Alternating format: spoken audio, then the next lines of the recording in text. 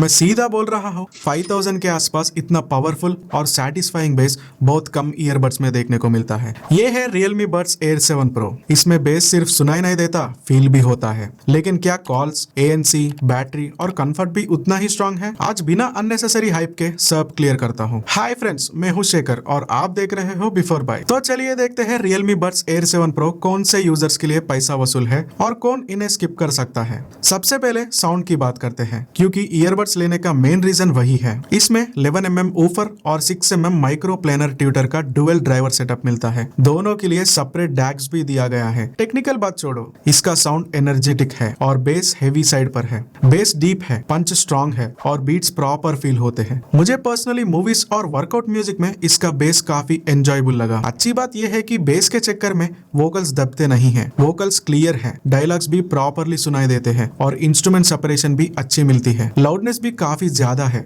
Normally 60 to 70% volume ही enough रहेगा, लेकिन यहाँ एक छोटा सा कैच है। Out of the box treble थोड़ा हाई है। हर किसी को प्रॉब्लम नहीं होगा, लेकिन आप शार्प साउंड के लिए सेंसिटिव हो तो लॉन्ग लिसनिंग सेक्शंस में नोटिस करोगे। Realme Link ऐप से हाइस थोड़े रिड्यूस कर सकते हो। उसके बाद साउंड ज्यादा स्मूथ और बैलेंस्ड लगता है। ये LHDC 5.0 और हाई रेस ऑडियो को सपोर्ट करता है। मैं रेगुलर म्यूजिक स्ट्रीमिंग और फ्लैग ऑडियो फाइल्स के साथ कंपेयर की है। बेटर क्वालिटी फाइल में साउंड थोड़ा क्लीनर लगता है, डिटेल्स भी ज्यादा क्लियरली सुनाई देता है। लेकिन हाई रेस मोड ऑन करने से गाना ऑटोमेटिकली बेटर नहीं हो जाएगा। ऑडियो सोर्स भी अच्छा होना चाहिए। एप्पल म्यूजिक, लॉसलेस या फ्लैग फाइल्स यूज करते हो तब इसका डुअल ड्राइवर सेटअप ज्यादा प्रॉपरली एंजॉय होगा। बस LHDC ऑन रखने पर बैटरी थोड़ी फास्टर ड्रेन होती है, ये एक ध्यान में रखना चाहिए। अब आते हैं 53 dB ANC पर। हॉनेस्टली इस प्राइस रेंज में ANC परफॉर्मेंस काफी स्ट्रांग है। AC का हमिंग नॉइस ऑलमोस्ट डिसअपियर हो जाता है। ट्रैफिक और मार्केट का बैकग्राउंड नॉइस भी नोटिसेबली रिड्यूस होता है। लोगों की वॉइस कंप्लीटली गायब नहीं होती है, लेकिन डिस्टर्बेंस काफी कम हो जाती है। मैंने इसे OnePlus Buds 4 के साथ कंपेयर किया। OnePlus का ANC थोड़ा बेटर लगा मुझे, अराउंड 10% के आसपास डिफरेंस है, लेकिन बहुत ड्रामेटिकल डिफरेंस नहीं है। तो मैक्सिमम ANC आपकी प्रायोरिटी है, OnePlus आपको स्लाइटली एडवांटेज देगा। ट्रांसपेरेंसी मोड भी नेचुरल लगती है। अनाउंसमेंट सुननी हो या किसी से बात करनी हो, ईयरबड्स बार बार निकालने की जरूरत नहीं पड़ती। अब कॉल क्वालिटी की बात करते हैं। कॉल क्वालिटी ने मुझे थोड़ा सरप्राइज किया। इसमें टोटल 6 माइक्रोफोन्स दिए गए हैं। ईच ईयरबड में 3 माइक्रोफोन्स है। साथ में AI नॉइस कैंसलेशन भी मिलता है। बाइक पर कॉल करते टाइम विंड, ट्रैफिक और इंजन नॉइस था, फिर भी सामने वाले को मेरी आवाज क्लियरली सुनाई दी थी। बिजी मार्केट और कंस्ट्रक्शन के पास भी कॉल्स यूजेबल रही। बैकग्राउंड कंप्लीटली साइलेंट नहीं होता, लेकिन वॉइस को काफी अच्छे से सेपरेट करता है।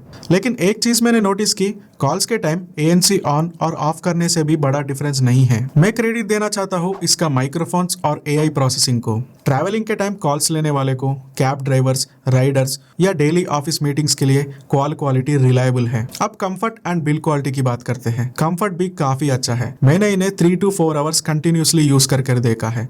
अनकंफर्टेबल या ईयर फटीग फील नहीं होता। रनिंग और जिमिंग के टाइम सिक्योर रहता है। इस ईयरबड के साथ IP55 रेटिंग मिलती है, मतलब स्वेट, लाइट रेन और डस्ट से बचा सकती है। लेकिन केस वाटर रेसिस्टेंट नहीं है, ये याद रखना। इसमें 4 कलर ऑप्शंस मिलते हैं, रेसिंग ग्रीन और मेटालिक ग्रे। ये दोनों एल्यूमिनियम केस के साथ आते हैं। ग्लोरी बीच और फेरी रेड में लेदर टेक्सचर दी गई है। मेरे पास ग्रीन मेटल वेरिएंट है और सच बताओ केस जेन्युइनली प्रीमियम लगता है। कॉम्पैक्ट भी है और फिंगरप्रिंट ज्यादा अट्रैक्ट नहीं करता। गेमिंग के लिए इसमें 45 ms लो लेटेंसी मोड भी है। BGMI और कॉल ऑफ ड्यूटी में ऑडियो सिंक प्रॉपर था। वाइड साउंड स्टेज की वजह से फुटस्टेप्स और बुलेट डायरेक्शन समझ आता है।